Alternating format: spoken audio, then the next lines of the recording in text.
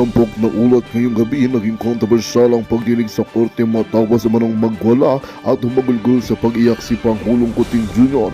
Ayon sa mga ulat, hindi napigilan ng Pangulo ang kanyang emosyon nang basahin ng hukuman ng desisyon kaugnay ng mga paratang laban sa kanya. Matapos ang mahabang paglilitis, inanunsyo na ng korte ang pagpapataw ng parusa kaugnay ng mga umano'y irregularidad at paglabag sa batas na isinampal laban sa kanya. Bagamat hindi pa detalyado ang magiging kaparusahan, inaasahan ng publiko ang isang malaking hakbang sa kasaysayan ng politika sa bansa. Samantala, maring na mga iginiit ng kampo ng diktador na patuloy silang lalaban sa korte upang ipagtanggol ang kanilang panig.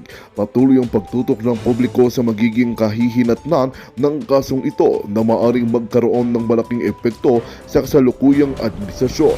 At yan nga ang balitang ating pagkakatutukan. Ngunit bago ang lahat, siguraduhin mag-subscribe at ihit ang notification bell para sa patuloy na pagtutok sa mga sulyap ng bagong balita sa tunay na boses ng masa.